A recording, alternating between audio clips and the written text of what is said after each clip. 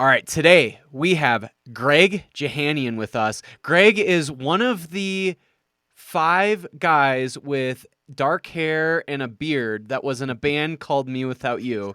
Uh, you may be able to picture him or not because they all were, 5 white guys with dark hair and a beard, and that's just how that True. type of band goes. So, but anyway, how are you doing, how are you doing today, Greg? We're really excited to chat with you. I'm doing well. I was just telling Cullen I'm tired, but I feel good. I feel hopeful. I feel inspired, and happy to be here with y'all. So thanks for having me.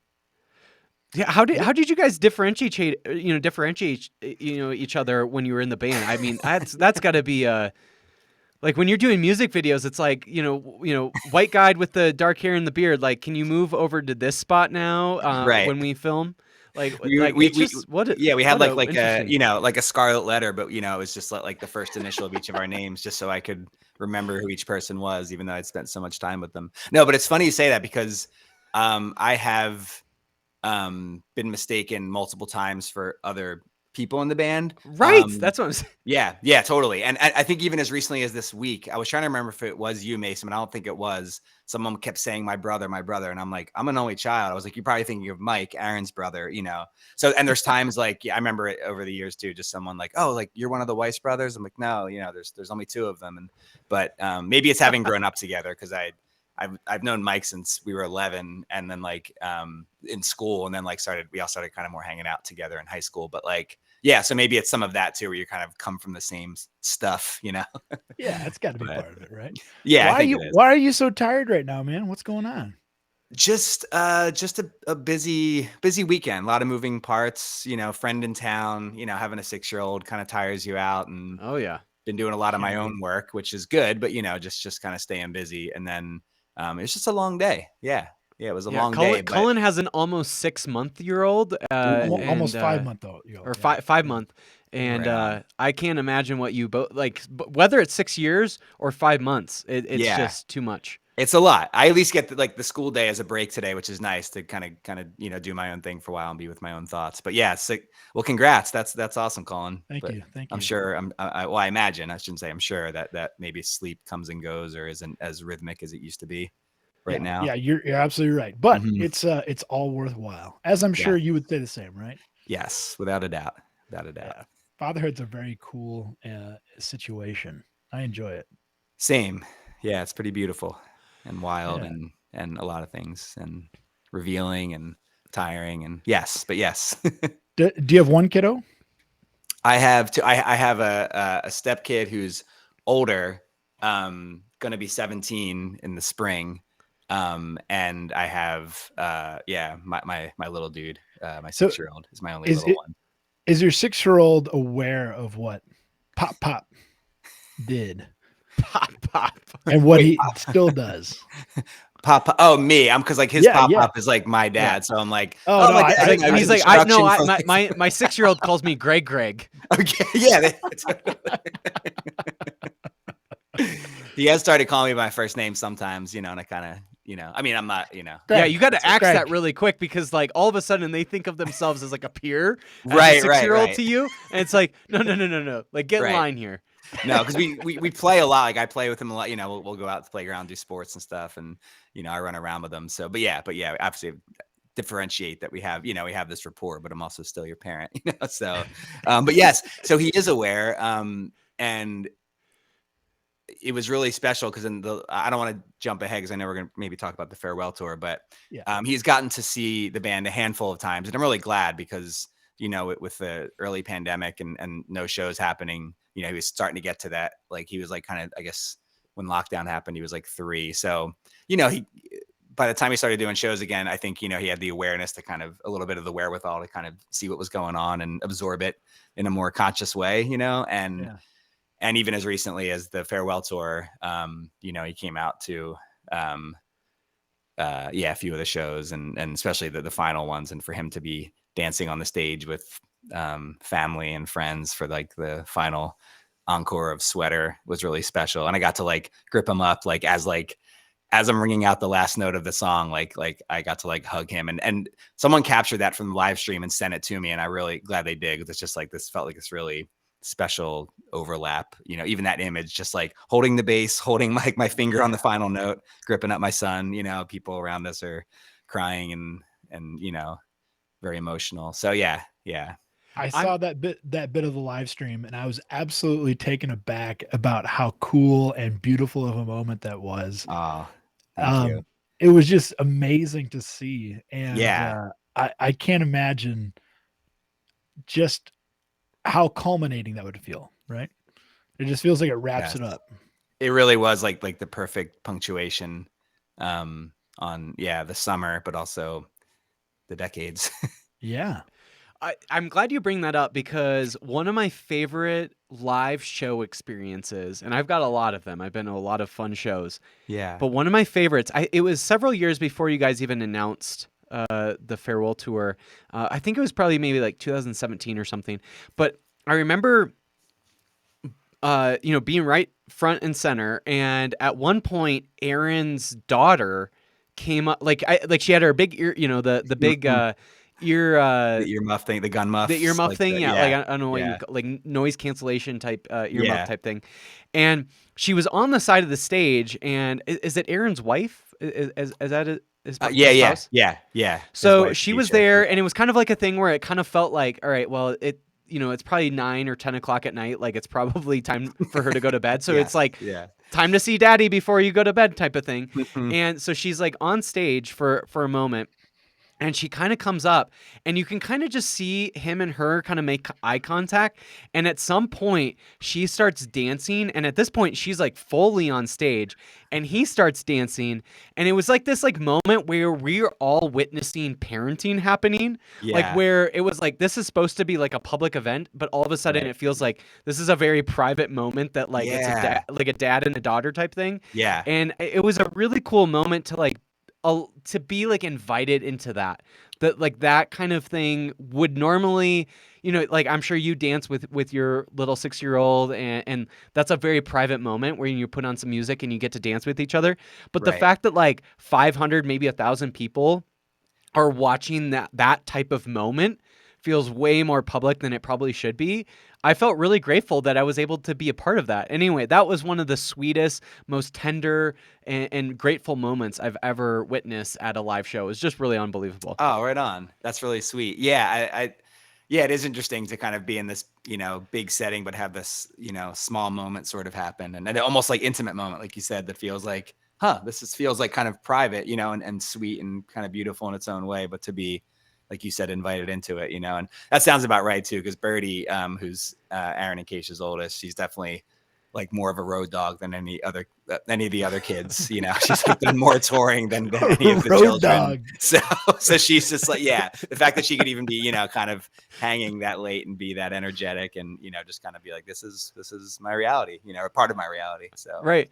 Like I just love the fact that like she probably had no care whatsoever that there were 1,000 people dancing Right. along to the music, and was like, Definitely no, that's not. just my dad, and that's like this is what Yes. we do. We dance together. Yes. And that like for her that's all it was. And for us it's like, wait, this is like one of the most influential people in our lives. And Right. there's such a difference in relationship there between Aaron and us and Aaron and her. I just find Yes. that amazing. Yes. No, totally. That's a good way to put it. Because even like, you know, I think maybe Colin, you were saying, you know, like what does he think of that? So it's like, you know, so even to jump ahead to the last show, which is such this big moment, big emotional moment, and also just big in scale moment for us. You know, and to be experiencing it in some way, and how people are experiencing Aaron or the band as a whole, or this, you know, this whole experience, and then like, yeah, your children, just having this very kind of like seeing through that all and having this like little one-on-one connection with them. And, you know, I'm sure it's like, it's big and overwhelming to them in some ways, but it's also just like, well, these are my people. These are my safe, loving parents, you know, and I'm going to go, you know, I'm going to go, you know, embrace them in this, you know, in this kind of, you know, cacophony happening around them. So yeah, it is a funny contrast, but then also, yeah, maybe it'll take years later for them to kind of start considering what that was like for us too, you know? Yeah. 'Cause, Yeah, yeah, absolutely. you're just dad. You're not like, yeah, you're not dad from me without you. I wonder Well, I wonder what your kids do when they go to school. Do they go, yeah, my dad could beat up your dad, and then like the other kid go, or then your kid goes, My dad plays in front of crowds, Yeah, and my dad everyone can make loves better him. indie music than your dad. Yeah. Yeah. Is that what's being said? I don't know. I know a few times I've gone when he was in kindergarten, and he was like a part of like a nature, like outdoor school for that program. And Which, like, if you're a band member of Me Without You, that's exactly the kind of Exactly what school you that expect. that your kindergartner would go to.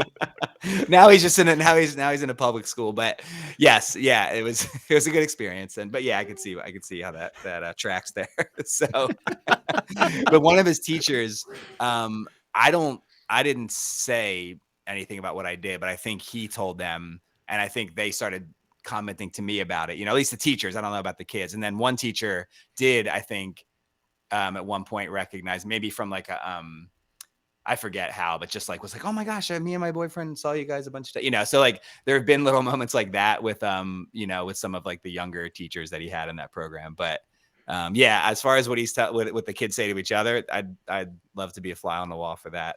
That would be great. I've always Yeah. I just love the conversations that kids have, and I bet that'd be so much fun to hear what they have to say about how they explained their dad's job.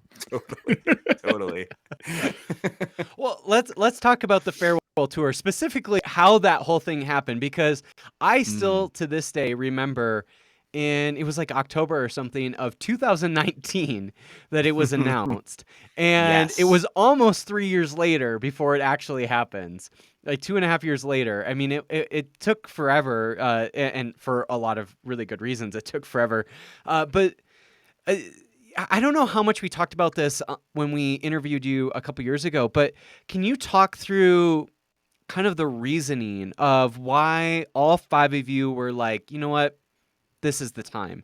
Can you talk about like that, and then talk about, all right, well, that means then we have to do a farewell tour too. So, and then obviously there's a whole story around that. But first, Right.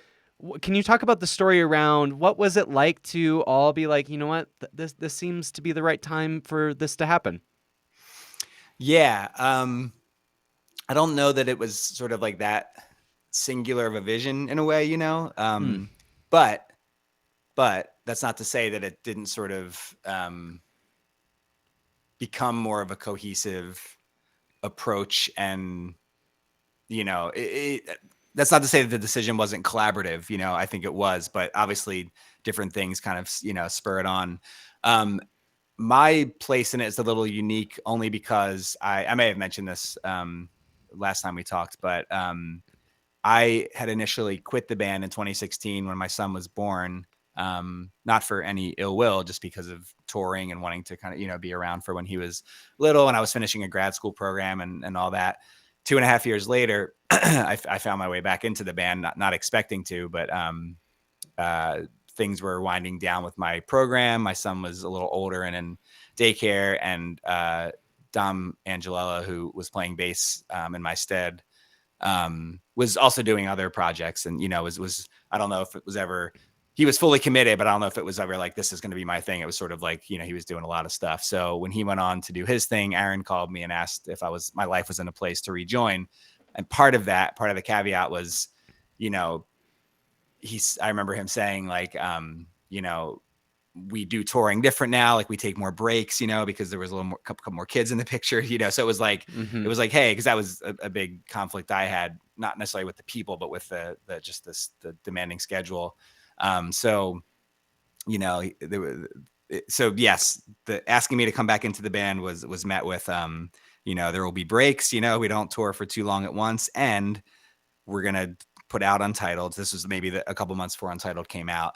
Hadn't played any shows on it yet. And we're going to put out Untitled, play that record cycle. And then, you know, I don't know if he said the words farewell tour, if we were even talking about that yet, but basically like we're going to kind of bow out together, you know, and like, you know, so sort of, you know, come back into it and be a part of, you know, the group that we had been since, I guess, 2010, save for those 2 years where Dom was playing. But, yeah, so that was sort of that was my first time hearing about like ending formally.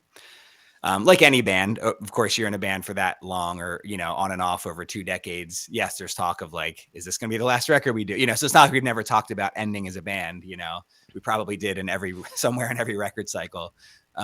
But yeah, so then that became more of like there was kind of a more, and this was more on the managerial side. Our manager slash friend slash tour manager, Mike Omquist, along with the band, but started, having, I think, more of a vision for what that would look like, the saying goodbye and kind of how to go about that. So yeah, I think some of it, I always kind of say, like, stage of life. It's not that you put a time limit on these things or an age limit on being in a band, because in some ways touring feels like a young person's game. But you can make it work, and I think we did, we made it work with our lives. But I think in some ways it was like a stage of life thing. All right, like not most of us, all of us now in the band are in our 40s. And it's like, okay, like our families are growing, expanding. What does it look like to do this, have it be sustainable, not as a living, because it was sustainable as a living, but sustainable like relationally and as a parent and as a partner. And so there was some of that reflection happening. And again, I'm telling you my perception, not only my perspective, but even just what I kind of saw around me. So, if you ask any one of the other guys, I'm sure you might get some slightly different takes, and I don't know if I don't think it's a secret to say, I think in interviews Aaron's done over the years that making a record can be a very stressful time for him, as far as like, what do I want to say? What am I going to bring to this? It's a big task, and not that it isn't musically, because a lot of time and a lot of deliberating, and it's a very painstaking but ultimately rewarding, I think, process, creating the music, which is what we always have done first, except save for a few songs that have happened here and there that Aaron might bring as like a little, like, folk kind of thing, or acoustic track. But mostly, like, we're just kind of creating these soundscapes, and even that takes a lot out of you creatively, but again, ultimately is rewarding. And then it's not even usually till sometimes almost a year later where you're hearing what Aaron even does over those things, so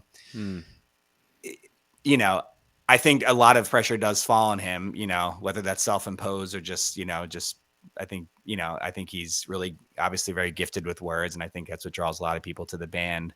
Not to undermine the music we create, but so I can understand the, like, what am I going to say now? Even though that wasn't my role in the band, I can relate as his friend and as, as his bandmate. Like, that's a lot to take on. So I think all of those things kind of mounting, and then maybe people thinking about, well, how am I going to set myself up? I hate to just talk about it financially. I mean, obviously that's part of our reality, so it is a part of it. But even just like, how do I want to grow as a person? What's the next thing I want to do? And, and just kind of creating some spaciousness for that, So that's, yeah. And I think there was a unified, I think, excitement, and we really wanted to say goodbye in an intentional way. So when that was proposed, and that was all kind of, and yes, because of the pandemic, we had to keep, like you said, Mason, it was like we announced it in 2019. It's like, hey, we're, obviously plans changed. And, I think we, I naively thought, and when the pandemic first hit here, that it was like, I think we all did. Oh, in a few months, everything's kind of going to be back to normal. So we were like, I guess we'll postpone these shows a few months, is what it felt like at first. Right. And then I still remember that first weekend of the pandemic and thinking like, wow, this sucks. We can't like go out for the weekend for this pandemic. For the weekend. Yeah, totally. For the week, like it was like 2 weeks, they said, right? Yeah, we just can't go to the bar tonight. And it's like, little did we know. Exactly. So yeah, we sat on our hands for, like a lot of people did, and in different ways, but for a year and a half until we did a show again, or maybe even longer than that, because I think it was August of the following year that we did 2 shows in Philly as the beginning of the end, sort of before we did some of the brother sister stuff and the farewell tour. So yeah, so I think by the time we got there, we were all ready to do this, like, not as like to put it behind us, but like really to be present. That was my experience. It was like, all right, like, you, like anything, right? It's like, I feel lucky that we were able to kind of on our own terms, to some degree, say, this is how we're saying goodbye, and I feel, I don't take that for granted, because I know things don't always go down that way with a creative endeavor, or with like a creative endeavor with multiple people. So the fact that we were able to make that plan and see it through you know, with some flexibility around, you know, when it went down, is really special. And I wanted to be, you know, it can be easy touring over the years to enjoy it, but just kind of, you're just like anything we do, right? It's just kind of going along with it. And it's just, maybe it just kind of passes by and you're not paying attention in the way that you would, if you had more intentionality around it. And the farewell tour certainly provided the structure for that intentionality. Yeah. Well, that's interesting. Over those like 2 years, basically, that went from, hey, we're announcing this, to now you're actually starting to do the farewell tour. 2 years is a long time. I Yeah. mean, it's like at that point, it would have been like the like a tenth of the band's history. Like that's actually quite some time. In those 2 years, were there ever any second thoughts around, is this the right decision? I think, Because that's a long time to second guess yourself, right? it totally is. Yes, it Very is. long time. Yes, a very long time with a lot of time to think too, right? You know, and so I think I can't say with certainty, like as like a group of the 5 or 6, including our manager, like of us got together and like explicitly said that. But I'd be lying if I said, like, you know, internally, had I thought that, or had I maybe checked in with 1 or 2 of the other guys, and, you know, you just kind of like wonder. Yeah. So maybe we wondered out loud in some ways, you know, but I don't know if it ever went as far as like, should we rethink this and not do it? I think there was a momentum to see it through, that felt, you know, again, to varying degrees for, you know, different people in the band, but felt like, we want to do this. Like, you know, we kind of want to make peace with doing this. But yes, I'd be lying if I said there wasn't probably, or definitely, you know, some internal thoughts about that, and some, you know, a few, you know, sidebar conversations probably here and there. Like, should we do it like this? Or, you know, and I think the way I see it too, certainly there's a finality to it. I think that the way, again, I don't want to speak for everyone, but there seems to be sort of an understanding that, like, you know, this feels like the closing of like a chapter as far as being like an active touring band, you know. And this isn't me announcing that nothing is happening. I'm just letting you know there's nothing in the works. But I think we think of it more as like, or maybe I should say I instead of keep saying we, because I just want to be truthful. That there is a and I've talked about this with some of the members. There's like a fluidity in the sense of like a you know, could this take some other shape or form? Like, I don't know. Like, is there another way to do this that doesn't require to, like, again, these aren't active conversations. Maybe it turns into an operation reunion. You know, if it took all this trajectory just to get back to playing that record, then it was worth it. But I see it more as like, you know, I don't try to look at it as like a finality of the creativity that like the 5 of us, you know, have the chemistry, the creative chemistry that we have. Like, I don't think that has to end just because we decided to stop being an active touring band. And, you know, so I think that's something that like I think about. It's not like a priority in the sense of like trying to get other people on board or like, you know, but obviously like we're all friends. Like there's, you know, I think I just try to have that openness, and that openness does not mean, again, that there's anything actively happening. But I think that was an important, place. Like it was an important like marker in our career to, you know, or I think I said it earlier, punctuation, to be like, we are done being a band who like writes a record, records a record, tours on a record, writes a, you know, repeat. But I don't know if we've ever said like, that's the last you'll ever see or hear from us, you know, and I really hope I'm not giving any false hope to people that end up listening to this or watching this, because I'm just saying that's not me announcing anything at all. It's just saying that I think of that in life. Like I just try to think of like they're like having holding something with an open hand, right? Like it's you know, and I guess I place the band in that arena too. Sounds like a hiatus to me, Greg. I'm just saying. You heard it here first. Yeah, this is breaking news. All right, so then with where the band is at now, and whatever ambiguous ending that might be, what is it about Me Without You that you will miss, at least in its current state? Yeah, I mean, certainly the I think the performing, like it's no secret to anyone that's talked to me on the road, or maybe again, maybe I've said this to you all in the past, but touring was like one of the hardest parts for me. I'm kind of a homebody, just like I love Philadelphia. I love like my people here, and not that the other guys don't, but and I was grateful to tour, like, but it was never like a thing that I was just like, let's just do it, But performing, like the again, the energy, the chemistry, being with my friends, like every band that I have ever done, that ever performed or like wrote songs with like more than one person was, I mean, maybe save for one, was like always with Mike and Aaron, like since since we started playing, writing songs as bands, like as teenagers. So it's like that energy, that chemistry,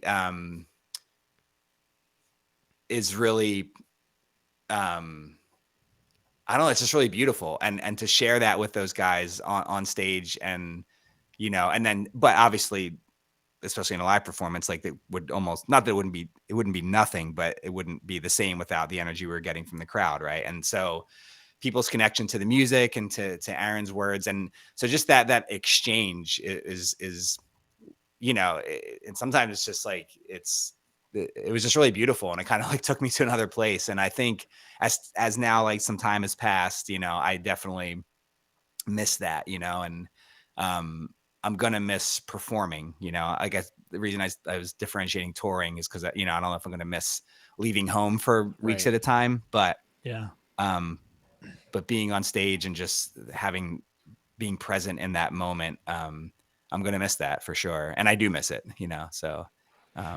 There have been so many bands that we've chatted with over these years that kind of did a thing with Me Without You, where it's like, all right, we're done, and 10, 15 years go by, and they all kind of start realizing like there was an identity that they formed around that they just can't just leave.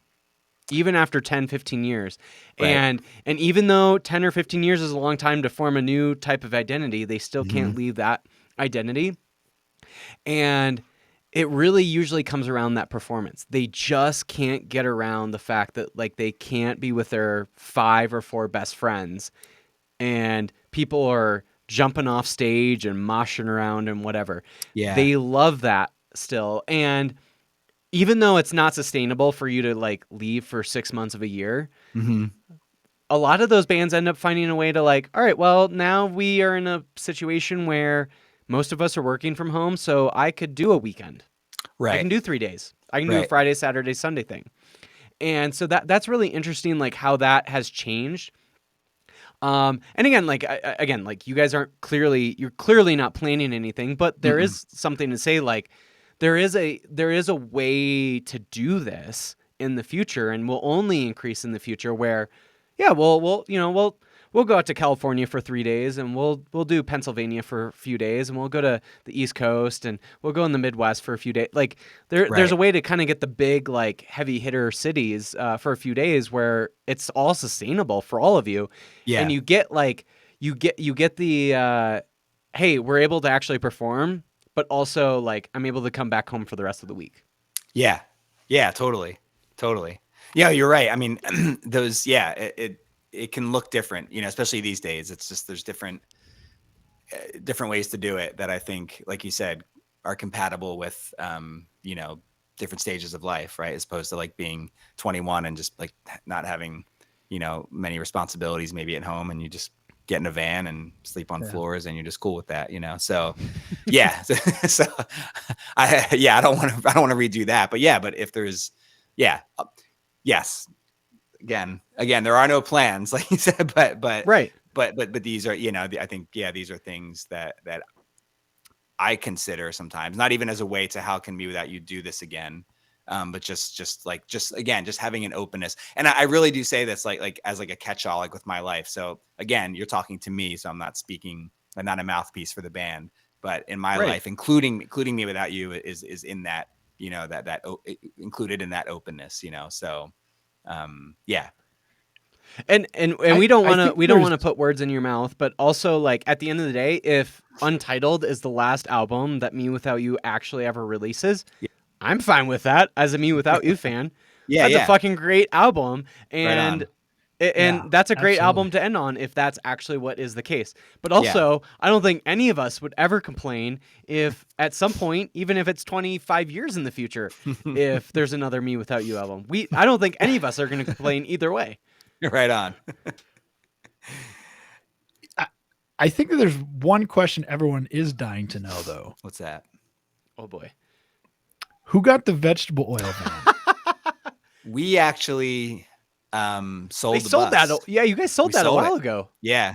No, I know. We sold. Yeah, we even sold our most recent bus, but we did stop doing veggie oil about like a little over 10 years ago. Maybe it's longer, but no, I know. I just wanted to I wanted to keep the mystique alive. Right. And I just wanted to imagine someone like one of the band members gets the key. He's like, it's I yours. am going to like passing it down. Right. And it's gonna live on in another life. Even better would have been. Little did you know that electric was coming very, very quickly. Right. If only we.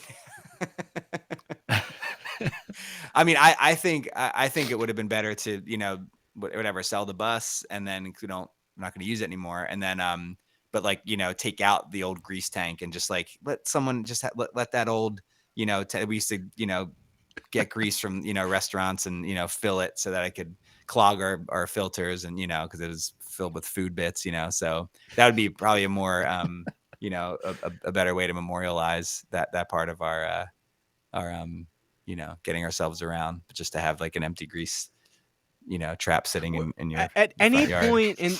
at any point while you were touring with yeah at any point touring with Aaron where you were like, why am I friends with this guy? Because I think about this with Cullen all the time. Like, why am I friends with this Cullen guy? You think about this? I'm just wow, is this? I'm gonna bow out from you guys. Got something? Yeah, you guys got something to work out. Hey, you're the spiritual director. You want to help us?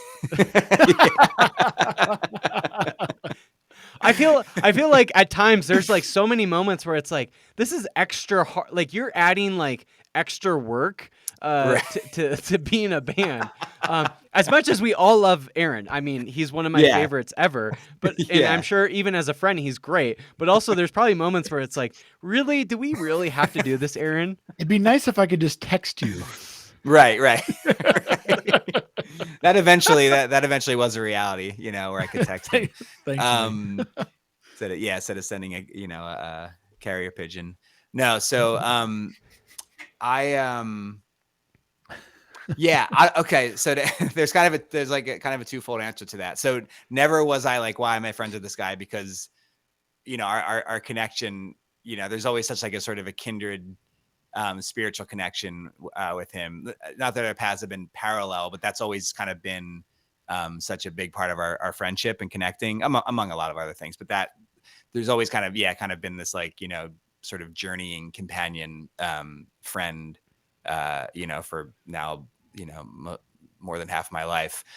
But as a a band member and someone also doing a creative endeavor and a business with him, yes, there are times over the years where things that felt wait, we're doing what, and it's funny when our old guitarist Chris Kleinberg, who was on the first 3 records and was in the band for just shy of the first 10 years before Beaver replaced him, or Beaver came in because Chris left to become a doctor.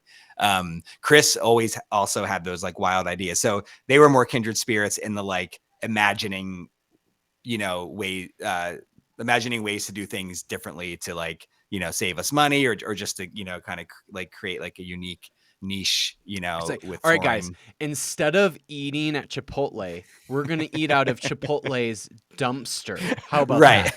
right I mean, so that was always uniquely Aaron, but the only time we got on board as a group was when, and now it's just harder to do, I think, because it became more of a thing and they started preventing it more at grocery stores. But getting just stuff that had freshly expired from like a, Trader Joe's or something. We do that on tour. Like, or we were recording Brother Sister. I think we did do like it's a the Trader fucking Joe's government, run. Cullen. Every time it's always See, Always. yeah. Me Without You would still be here if they were able to actually feed themselves from the fucking grocery stores. Yeah, Exactly. if Trader Joe's hadn't, like put their dumpsters on lockdown, you'd be getting LP number 8, coming in, Q4 of 2023.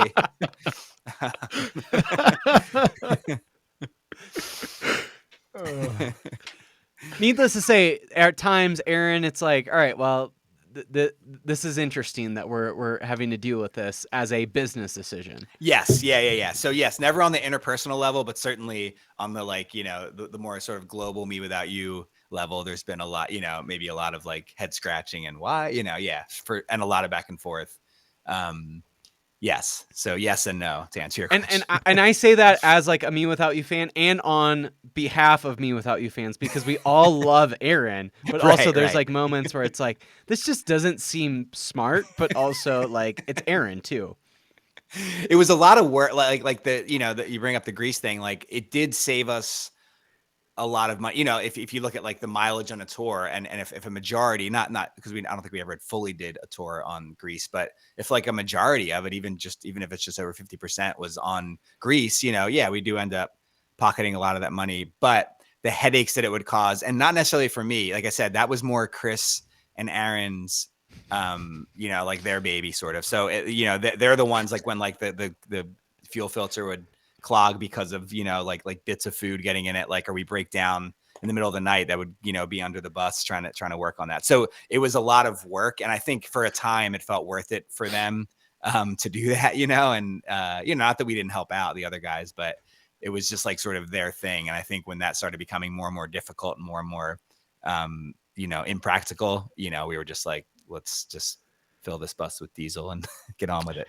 So, that we did. So something I want to talk about now with Me Without You not currently being a band is kind of the influence that you guys have had as a band. Everybody knows Haley Williams, big fan of the band. That's probably one of the well-known influences that you guys have had as a band. Yeah. But it's beyond that.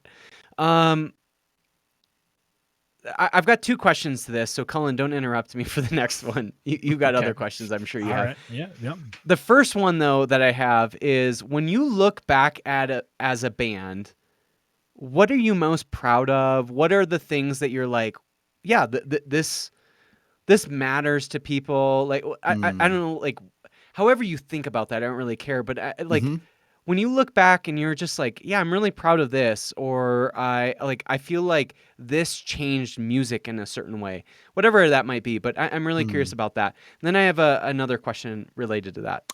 Sure. That's a good question. At the risk of sounding cliche, like maybe like any artist that's a part of something that is described the way that you just described it, the relationship as, one of the collaborators and creators is always going to be different, right? From the person hearing it, receiving it, and, just as me as a listener of music and appreciator of art, is going to experience the, millions of things that I haven't been a part of creating in a different way than the things that I have been a part of creating. That being said, obvious, not to overstate the obvious, but knowing that people's, having been in this band for so long and having talked to so many people and, seeing, when I say see an impact, I don't know if I see it as you do as far as like musically, but just seeing an impact on how people have received the band, like how the band has, what the band has meant to them, and, getting a lot of that over the years, but certainly on the farewell tour, getting so, feeling so much love and so much, just people really pouring out their hearts to us. Like it was, it was a lot, it was really beautiful, but I got to a point, because I remember years ago, having this conversation probably with Aaron and some of the other guys, like, and especially Aaron, because Aaron, being the one writing the lyrics, but we would all get it in the sense of people talking to us about the band, the band did this, or the band saved my life, or the band did, and, in some sense, you're just like, these are like songs I wrote with my friends in like a, whatever, like Mike's basement or something, and like, and then we went and did it. And so, but sorry, I might be getting off track a little bit. I'm proud of that. So even just to take like, I'm proud of our process of creativity, like the way we would create, we get in the weeds together, and it's not easy, like I said, and I guess most people that have been in bands know this, like, and I know some bands function differently. We're not a band we're very much like, we all have to be on board. Like, it's like consensus, it's like, are we happy with this song? And yes, people are going to, there's going to be a little compromises here and there, obviously, but it takes a lot to go into that place together, and sort of sort of be co-midwives to what's being birthed, even musically, like I said, even before Aaron has his own process of labor before what comes out. So I'm proud of that, because it always felt authentic. Like, looking back, from my perspective as one of the people in the band, when I look in those moments, when I look at those parts of our lives where we said, we're going to carve out this time and make a record, that always felt very true. It was always very hard, because it would always bring up talks of, are we even going to be a band anymore? Like, there would be so many talks, like almost every record, because the relationships almost have to come to the forefront, and if in that kind of intimacy of creativity. And so it would be very hard. Like, sometimes we were just going through hard things that were unrelated to each other, in our lives, in those seasons of writing. It always seemed to be, and maybe you just notice it more because you're trying to get into creative space. Maybe it's always happening, but they always felt like it was kind of trial by fire, like when it was time to write. And then, like I said, Aaron has his own process that he includes us in. Like, it's not that he's, on an island kind of having his own, labor pains and delivery of what he is, birthing as part of the record. But so when I look back, I'm proud of the sincerity and the authenticity that I feel like went into what we were making. To relate it to people's perception of us, or maybe, like you said, the impact, and maybe I'm a little off track because maybe you might be talking more musically, where I'm thinking of the people at the shows. It gets, you hear that stuff and you don't know what to say in some sense. Cause if someone says I was suicidal and I heard Aaron, and it saved my life. Like, it's certainly not like well, hey, you're welcome. Like, it's like, it's not, there's almost this awkwardness sometimes. And like I said, Aaron probably tenfold, because he's the one bringing the words, but like, we've all had those interactions over the years. And I got to the point where I realized, wait, this isn't even mine anymore once it's out there. So in a way, I started to, and I think I'll sincerely like celebrate with people. It was all like, awesome, it did, like, that. But I meant that like it, not like, oh, the song that I like wrote a bass line to or brought a guitar riff for, like that. Cause it's not about, it's like, no, this, like, the mystery of what was created and how you received it. Like, once we put it out into the world, it's not even ours anymore. So like, in that way, just as like art in and of itself, I feel like I can celebrate that and kind of almost feel like that person, where it's like, it did, like, that's awesome. Like, like, and not, that's not me saying like, oh yeah, like that groove at the end of Messes of Men, like, saved your, it nothing to do with that, not nothing, but you know what I'm saying? It's like, it's all kind of woven in together. But the way I was able to internalize all of that, people sharing so deeply what this music has meant to them, was kind of coming to a place of like, oh yeah, like this isn't mine anymore. Just like for an album that I love or has spoken so deeply to me, in a way, it probably has nothing to do with what, the lyricist or, people writing the music intended. Maybe not nothing. I'm sure there's some overlap on that Venn diagram, but like, it almost doesn't matter. Like the profundity that it, what it's stirring in me, yeah, it's like, it's an organic relationship, right? Sorry, I'm kind of saying a lot, but that's, yeah. It reminds me, I don't know what, like, maybe it's because I recently been thinking about it, but it reminds me of the relationship that was like someone like the Apostle Paul would have with his audience. It's like, he's literally writing these letters to individual churches during his time. And it's like, and then all of a sudden it becomes part of the biblical canon. And it's like, wait, that's the way you guys took that? That's what? Like, really? Right. And then also it's like, oh, wait, oh, nice. That's the way you guys took that. I didn't realize that. That's like, I could see him kind of going either way, and depending on different passages. And it's one of those things where it's like, as soon as you put it out in the world, as an artist or as an author, as a poet, whoever you are, Right. you put it out in the world, and all of a sudden it's free for anyone to interpret it the way that they, and it's like, you don't have control over that at you all. don't. And especially after you die, you definitely don't. You definitely don't. Totally. I think it fundamentally changes. That's where I feel like it's like it's this organic thing that, like, you know, it started, you know, I don't think it's, you know, so many metaphors around us, but like a tree, you know, it's just like, all right, well, so maybe the author or the poet or the musician's intent is like, you know, like the trunk, but then as it grows out and more people receive from it and birds are landing on the branches, you know, things are growing, you know, it's become something much bigger than it was in an inception, you know, and like you said, it doesn't really belong. It's free, and it almost doesn't belong to the creator anymore in a way, you know. Not talking about royalties wise, because you know, please keep them coming. No, I just that's the dying branch. Yeah. What is the growing branch, though? One of the things that I find so intriguing, specifically about Me Without You, and there's very few bands from the world that you guys came from that are like this. I've made jokes on Twitter about this before, and it seems like people are really receptive to it. Like, they're like, hey, actually, that's me. I've made jokes around the lines of like, yeah, if you listen to Me Without You these days, you're an Episcopalian socialist. And there's a reason like, you know, it's a fun joke, but like also like there's a reason why people resonate with that, where they're like, why are you exposing me like that, Mason? I'm interested from your perspective as somebody who has been in the band for a long time. Yeah. Are you Episcopalian socialist? They put me on the spot, man. What, like, regardless, like, I don't care where you're at, like, politically and theologically and everything, but I am interested. Like, there seems to be like this like core group of Me Without You fans that have like changed in their faith, changed in their politics, and I'm interested in like. I would imagine you are at least aware of that.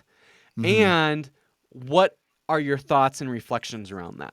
Because that clearly is the thing. Like, you guys, I mean, you guys were in the Tooth and Nail world. You could have been with like, I don't know, 1,000-Foot Crutch in that audience, and wherever they're at now. I have no idea. I can't even imagine that. Like, you guys were on the same record label, could have had the same fans, and those fans, the dedicated fans, are probably in an entirely different world than the dedicated Me Without You fans.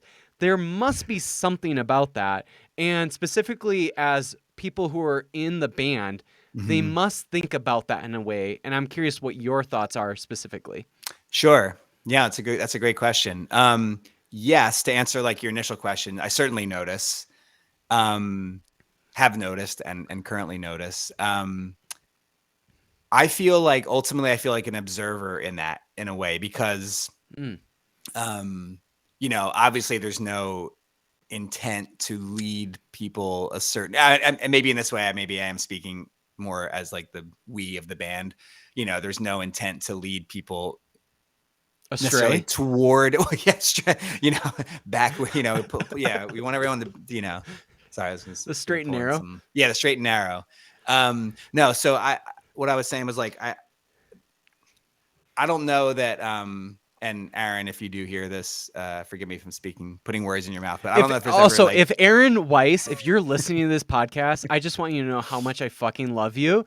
And if you ever want to be on this podcast, you can be on this podcast. Right on. There we go. All right. Go ahead, Greg. I will send it to him for sure. And so he will hear that, that invitation. I didn't expect, I know you had mentioned just with him being a professor and being in the midst of a semester, hearing back from him is very sporadic until the semester ends usually. So I didn't even, you know, I didn't expect to hear back. But I don't know that there's necessarily, you know, an intent to lead people toward or away from a certain idea theologically or politically. Right. But like I said, as an observer, and again, also, you know, again, talking about the band, it's like you have 5 different people in the band. And, you know, that expands into our crew and, you know, management and stuff like that are part of the family, Me Without You family. But, you know, speaking of the people making the music and putting the words out there, you know, there's varying degrees of interest in theological ideas. Like there are some folks who are way more politically passionate and talk about that stuff, and it's, in their wheelhouse and in their vernacular, and they, and then there are some people who, I wouldn't say give zero thoughts of, their theology, but just it isn't a priority, or maybe it's just not, so that's just to say that, like, as a unit, there's not this sort of like, council that we, sort of like we kind of get together and have this sort of unified view on these things. Although, I would say we all probably lean a certain, way more so than another way. But I just have found it interesting. It's just been, because I feel like you said, Mason, like so yeah, as an observer, but also like as a fellow, sojourner, I feel like I'm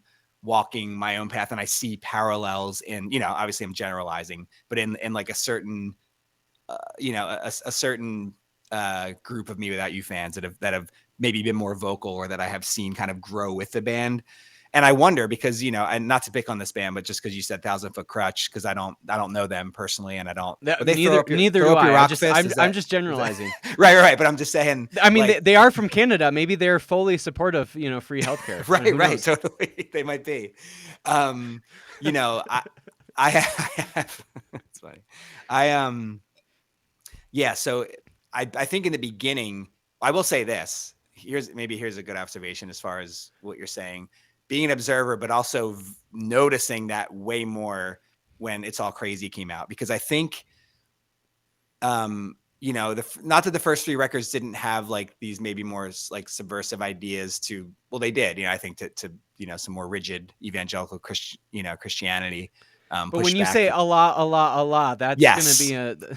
Yes. So yes, obviously. So, but I think there was more of a blend then. And I think I remember seeing a clear departure. And this is something we've talked about as a band, not even maybe putting a value judgment on it, even just sort of as like that was interesting to kind of see in real time, but also as time has gone on, we've noticed that there are certain fans or people that used to come around that were like more prominent, or even like, would visit with us and stuff, that kind of just disappeared, I mean, some of them maybe with some, I don't even think there was much confrontation or like questioning, but I think they just kind of faded away once It's All Crazy came out. And yes, you had a song like Allah, Allah, Allah.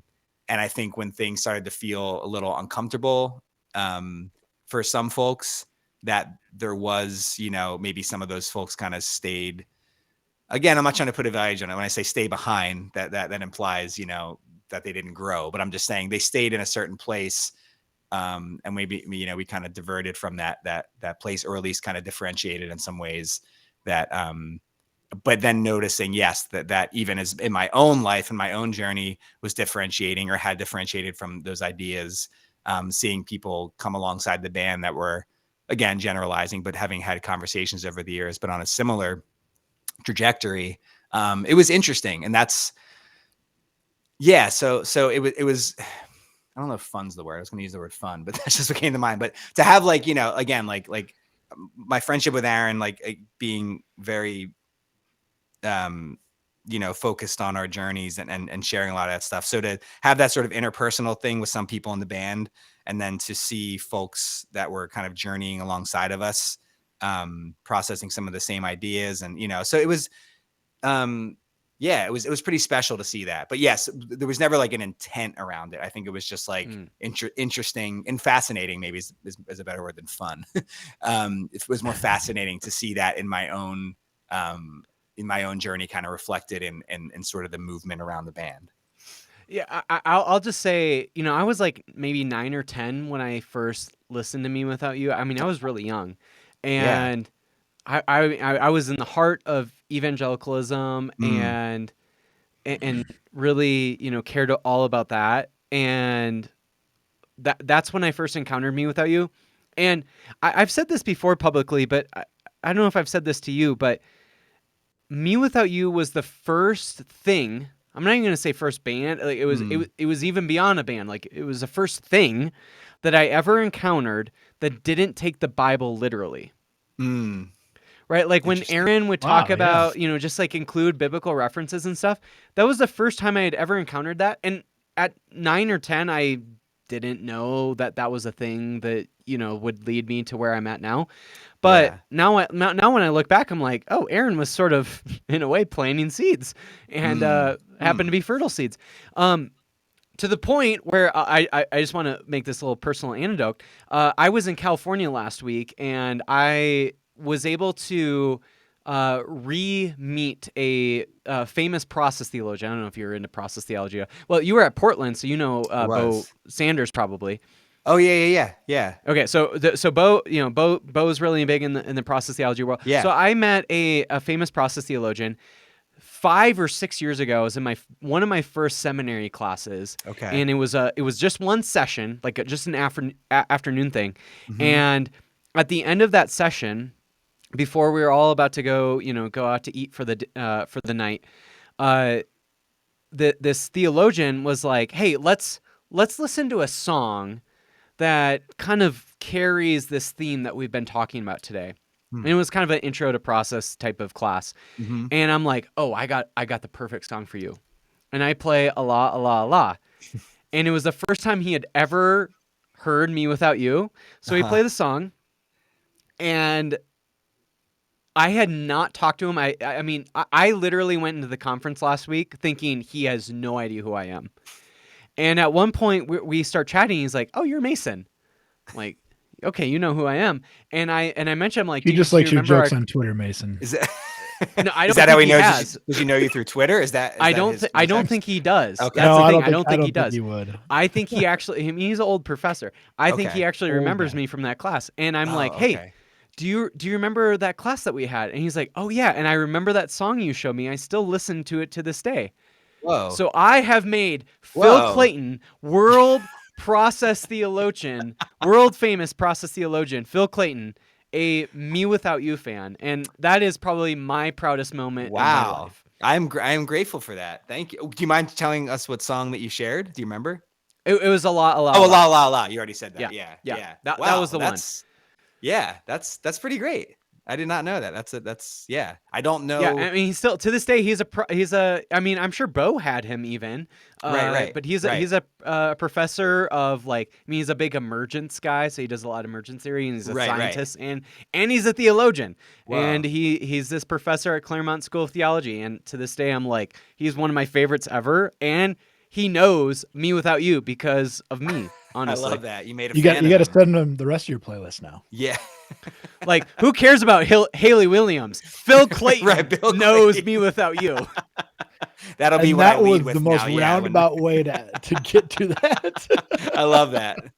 That's awesome, Mason. Started with Haley Williams 24 minutes ago, and now we're finally here. We are.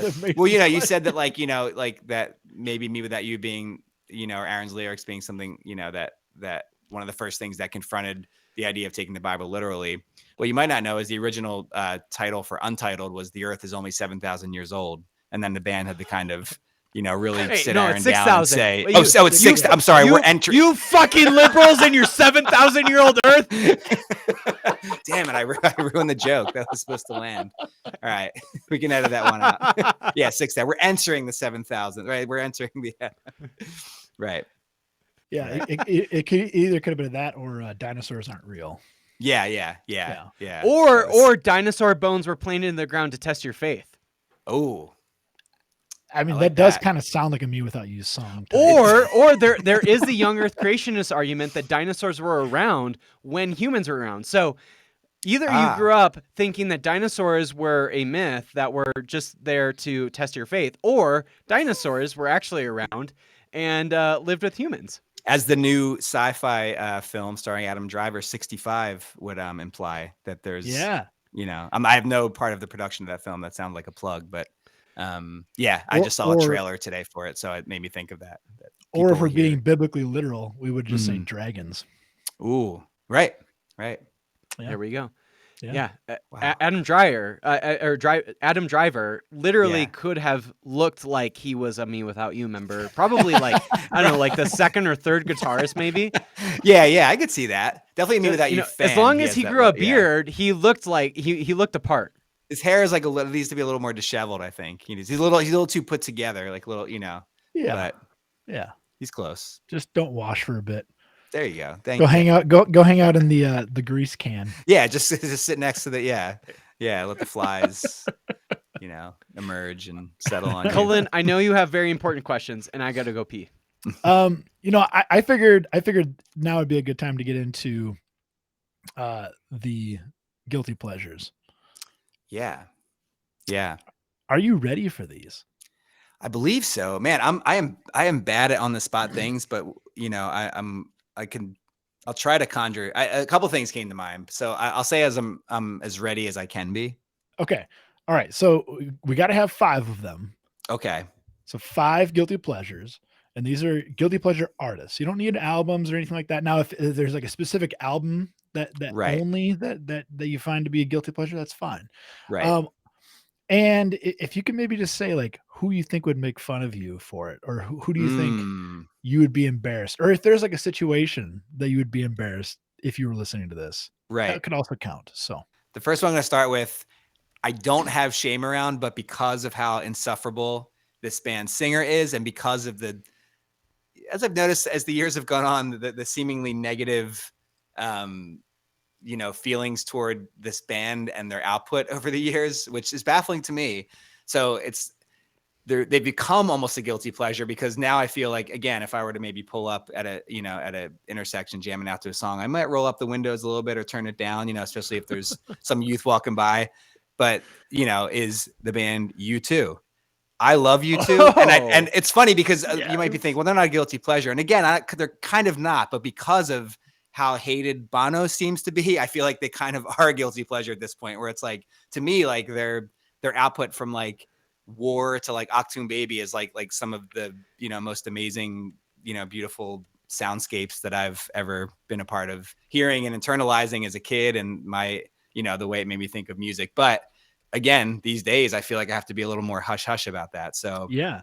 I think the moment for them that they became a guilty pleasure when they went is when Bono started screaming out, "Uno, dos, tres, 14." Like what?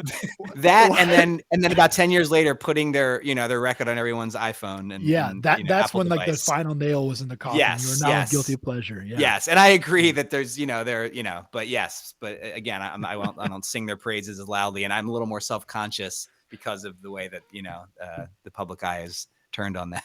Yeah. So there's one. I also think about that South Park episode. I don't know if you're a South Park fan or not.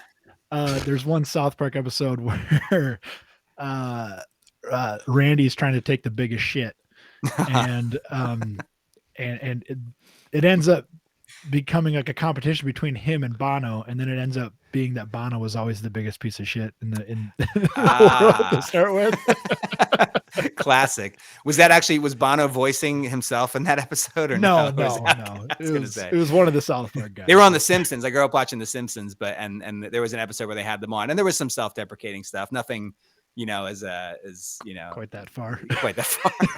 Yeah. It reminds me of when they wanted to make a joke that Tom Cruise was gay, but they were gonna like get all these like lawsuits about it, so they just made a whole episode about him trying to get out of the closet. Out of a closet. Right. That's right. Yeah. Yeah. I do remember. Yeah, hearing about that. Yes.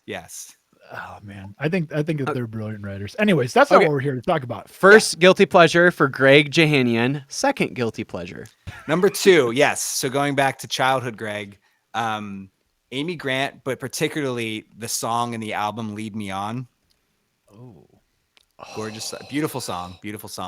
God, it takes me places, So even as like a young adult, when I was starting to like live with my friends and like houses with friends kind of thing, and I remember like jamming it out, and like there'd be maybe another person or two who kind of grew up in that world and was like, is that Lead Me? So they would, but it would just transport me to like being on top of that plateau wherever it was like Amy Grant to some canyon singing outside with that big 80s production, and I was like right there with her, just like in that the shoulder pads, and so I would still, again, so yes, guilty pleasure, because there's times I'll pull that song up on Spotify. I might like X out the search later in case someone's looking up, on my phone, like Amy Grant, but I would definitely, turn that up in the car. But again, as I'm approaching maybe a group of people or going down by the coffee shop I go to, I probably roll up the windows or turn it down a bit, so Probably smart.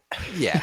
So. Hey, I feel like Amy Grant has become less of a guilty pleasure in the same way Deftones has become less of a guilty pleasure. Yeah, I could see that. She's like the Deftones of CCM. That's Yeah. such a weird comparison. That's the line I was looking for. I volleyed that and you spiked it. That's perfect. I was waiting for that. Oh my That's gosh. great. All right, so is that number 2. This came up, I think, in one of our references, but again, maybe I don't know how much of a guilty pleasure this is, but if you ask about my self-consciousness around, I keep thinking of going back to the scenario of being in the car, am I going to turn it down? Am I going to turn it up? Enya, love Enya. Yes. Dreams. I love like lush music. I don't listen to really heavy music, to be honest. Maybe, it's funny to be like in a heavier band, but like, I love like things that are very, just sonically lush and atmospheric and ambient.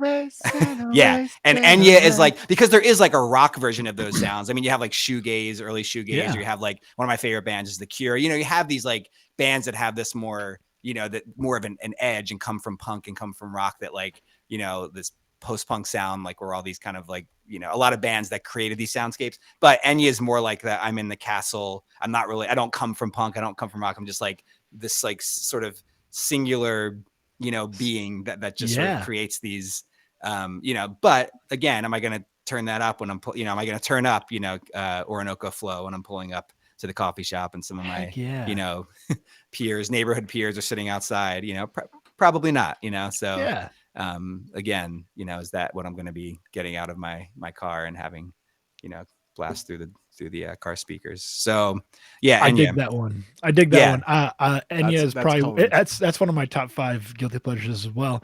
I play it for my students all the time. You do? Okay. While they're doing their work or whatever. Oh, I love that. And you can like see the tension in the room just start to dissipate. It's magical that way. It is magical. I actually, if you guys, I know for some of the farewell shows, I think on the first leg, which the Denver show was a part of that, we would come out and do a bow, which we kind of stopped doing. We did like a version of it, but it was to an Enya song called Caribbean Blue, which is amazing love song. Caribbean Blue. It's so good. So that was actually Ricky's idea, but I love that song. So this is definitely going back to being young again. Again, I think the Amy Grant thing I more would have owned at the time of being young, but would be more embarrassed about now. This I was embarrassed about at the time, knew that I, quote unquote, shouldn't have liked it.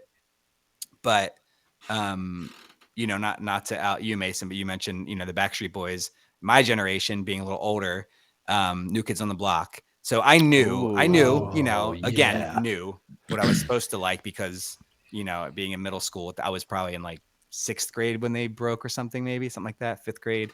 But I remember like 6th, 7th grade, maybe probably 6th grade for me, being like hearing those hits, like from that, I think from their first record, You Got the Right Stuff, Hanging Tough. Like that's like, I mean, those songs, they had their hooks in me, so, but, again, being 10, 11, however old I was, like all the girls in my class, it was like, they're crazy about it. And like, the shirts, all that stuff, my cousins, and I knew that like, again, I don't think, maybe not in today's world. I think it would be more, culturally accepted for me to express my love of New Kids on the Block in 1990 or whenever that was, it wasn't, so I felt like I had to keep that a secret, which is kind of sad, but I remember being on my bike. I was like riding, like, I think I had a Mongoose or something, like my pegs. And I remember just like going up and down my street. I was the only child. That's almost more embarrassing. The peg Mongoose. Yeah. Can we cut that part out? Who cares about this? Like New Kids on the Block, critically acclaimed, wonderful.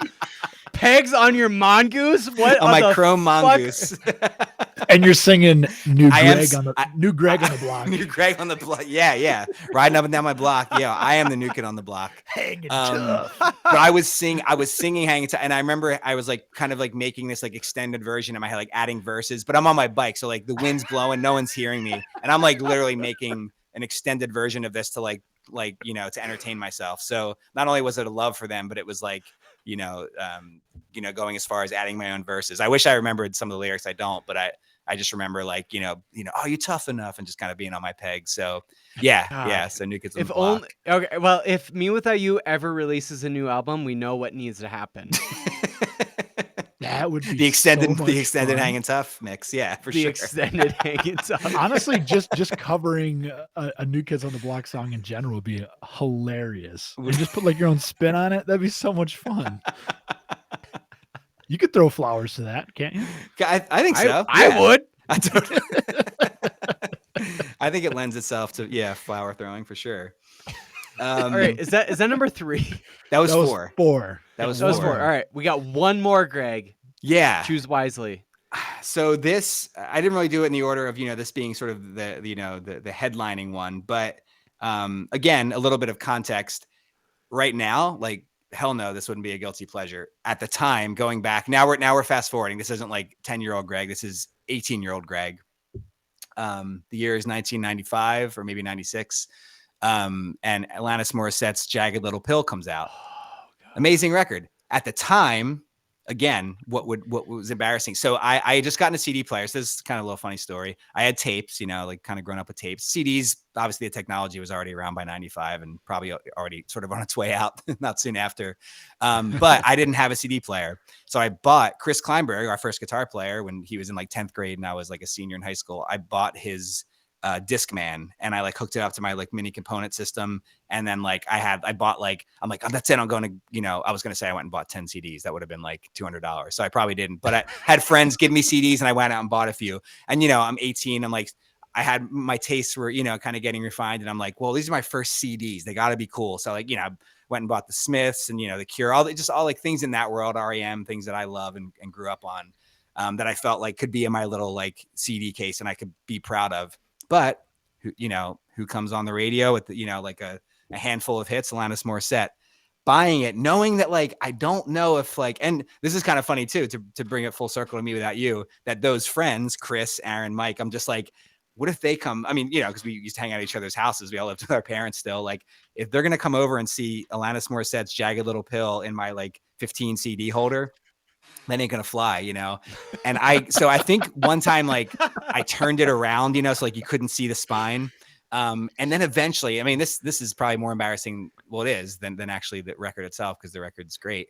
I got rid of it. Like I gave it to like a thrift store because I was just so ashamed. I don't even know if I ever told the dudes this. So guys, Aaron, Mike, Chris, if you're listening and you were at my house, Jagged Little Pill was there, hiding. And then eventually, I had to get out of there. So the question now is, yeah, did you go to the bathroom and microphone that to yourself?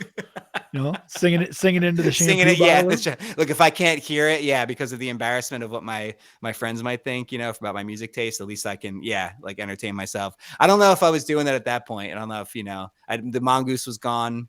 The pegs were unscrewed off the bike. So yeah, I don't know if I was creating my own versions, but it was on play, it was on repeat in my head, or a little ironic just going on, huh? Yeah, exactly.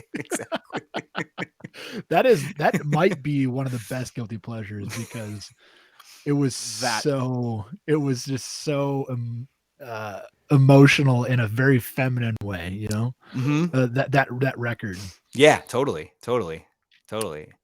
Yeah, and it's great. It's a great record. It is a great. Like record. I said, I'm putting us in the shoes of 18-year-old Greg, not of 45-year-old Greg. So right. I would obviously feel different about it now, but certainly. So who cares about what 45-year-old Greg cares about? Right. Especially 18-year-old Greg.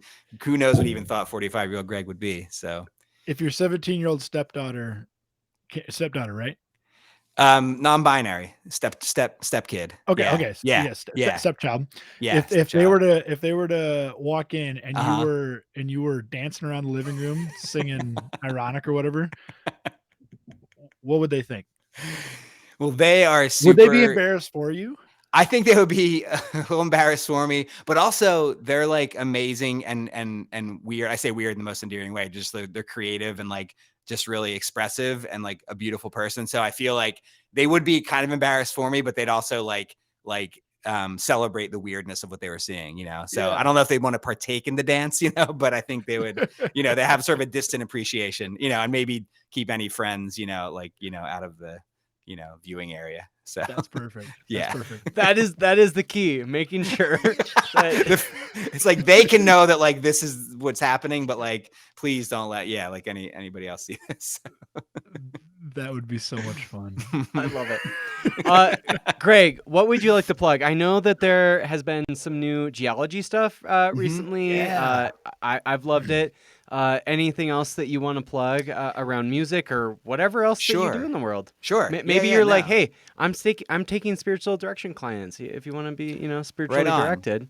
So no, I appreciate that. Thank you for the space to say that. So yeah, so spiritual direction is a little bit on hold or a little bit on hiatus, much like the band. Just kidding. But yeah, so I eventually. Oh, okay. All right. It's Breaking on news. hiatus. All right, great. On the record. Spiritual direction is on the hiatus as much as Me Without You is. All right, great. All right, continue about your spiritual. Let's do it. Totally kidding. But no, spiritual direction. Yeah, so I'm thinking of I'm pausing to think of ways to kind of reintegrate into that practice and how I might want to do that.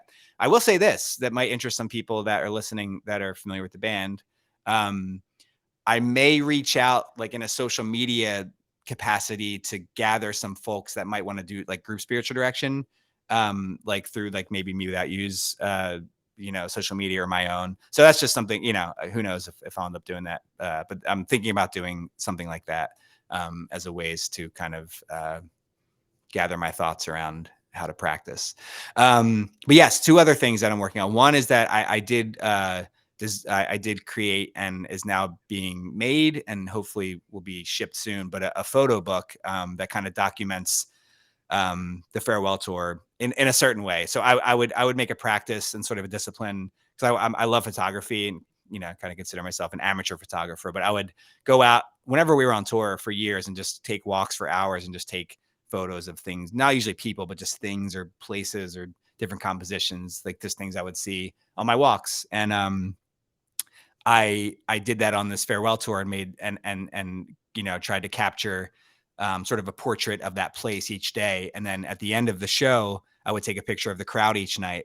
I never did that before, but I did that for this tour. So I have, you know, for as many shows as there were, I have a crowd shot and then I have like a, you know, a chosen photo portrait of that place. So I called the photo book Place and People. So it's documents the farewell tour it's very minimal. It just has like the name of the city and like the Me Without You font underneath. And it's like, you know, just sort of stark white minimalist, like here's the picture of the place, here's the crowd. And it goes chronologically as the shows went. So that's cool. You can find that on the band's website. I think there was only like 20 books left, but yeah, but there's some of that. So they'll be shipping out soon. And yes, and I'm finishing a geology EP called Strange Light that should be out late March, I think. There'll be a cover of Me Without You's Julia, like a very stripped down, like acoustic kind of ambient-ish version that I did. And I did a music video for it, which I'd never done. So I collaborated with a director that my buddy Daniel, who was the drummer of Norma Jean and I think Every Time I Die, a couple other bands over the years. But Daniel Davison. Yeah, Daniel Davison. Yeah.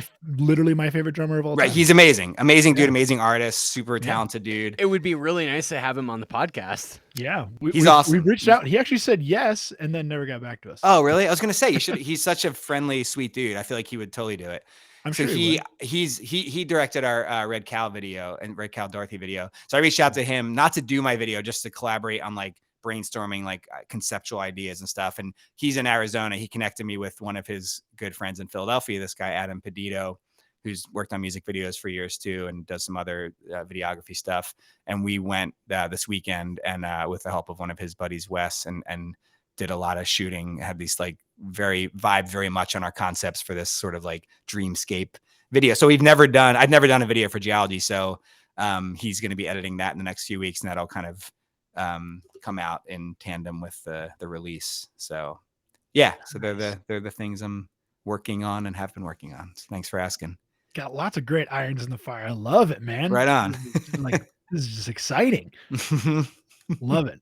Anything else you'd like to plug? Yeah. So, man, I feel bad. This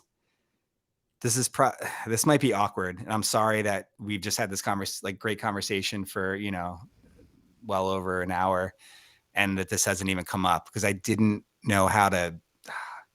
Let me just say, I hate being. You can tell I'm kind of a positive person, optimist. I hate being the bearer of bad news. Yeah. And I don't know what this means for you guys, like kind of globally as far as your lives and income and just like your creative endeavors. But HM, I've been in contact with HM like on and off for the last kind of since the farewell tour ended, but more prominently since the new year.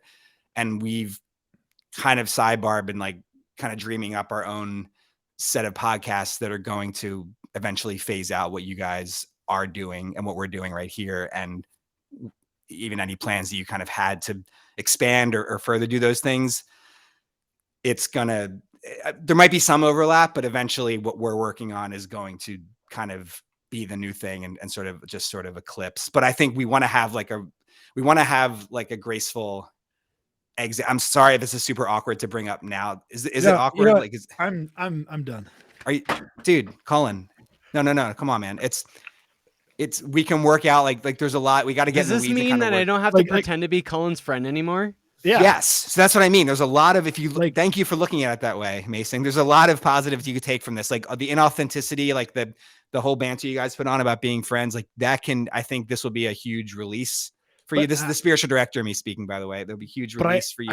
I love pretending though. Like I live for this. Like this is. Oh, totally. Like the way you pretended to be interested in what I was saying I get it. Yeah. So I think HM gets it too. And I think that's why we're moving towards something that's a little more sincere. So keep an eye out for those. Keep an eye out for those podcasts, everybody.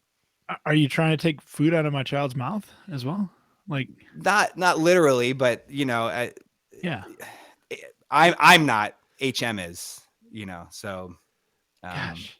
I know it's really uncomfortable and I'm sorry to end it this way.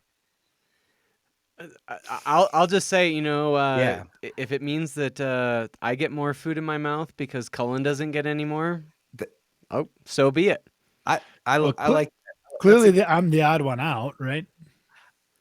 Yeah, that's the next thing I wanted to say is that we are keeping one of you, and I didn't explicitly want to say who, but you guys have already kind of sussed that out yours. So it seems clear. Basically, it all comes down to who has more kind of what I'm saying, right? Yeah. That's we're kind of going by those metrics, and I didn't want to. I wasn't going to say it, but since it's already kind of awkwardly put out there, I'm the new you, and Mason's the new me, and I'm the new Aaron Weiss. Yes, you're the new Aaron Weiss, and Cullen's nice. That's the new. All right, well, Enya. all right. Bye, Cullen. I'd be okay with Enya. Okay. Yeah. So I don't know if I don't know if I'm ready for this to end though. I'm just I'm sorry. Yeah. Well, on that note. Yeah. Well, I should probably be the one to close this out now. Oh yeah. So on that note, no, I'll let you. I have lots to learn still. Greg, you can at least try. Welcome to the Black Sheep Podcast, the podcast for those who wander. Right. Well, I'm changing it at all. I mean, it's all we're tearing it all. All right, great. Well, as long as I'm the new Me Without You singer, I don't care what the tagline of this podcast is. Yeah. So that's what we've established here. Yeah. What's the new podcast then? We haven't decided that yet. We're still working. We're still talking to a few focus groups to try to distill down sort of the coolest, flashiest name and tagline. So I don't really want to share where we're at in that process. When we asked for a focus group, they said, no, we don't got that kind of money. But of course, they roll out the red carpet for the bass player from Me Without. That's what I'm saying. I just rolled in with my my Fender Jazz, and I didn't even have to play a note. They just sort of said, what ideas do you have? What can we do? Yeah, Me Without You, or Me Without Pod. Yeah, it rolls off the tongue. Yeah. Yeah, I know this. I mean, you know what? I'm going to be positive. Like you said, I feel spiritually counseled. Having you just here and right being on. the one to bear the news. So, you know what? I think I'm just going to go start skydiving without a parachute. Love it. Yeah, love it. Sounds like me without, me at it sounds like me at a Me Without You, show. So Yeah, sounds great. yeah, totally. Perfect. Greg, thank you so much for hanging out, chatting about just everything Me Without You. Again, one of our favorite bands of all time, even if that means that Cullen's kicked out of this podcast. One of our favorite bands of all time, and honestly, we who knows where we would be without Me Without You, right? And so it's really just a joy to be able to chat with you, to kind of hear where things are at. And I'll be honest, we've talked to a lot of bands. They're like, yeah, we can do like an album every like 5 years or so. We can play a couple shows here or there.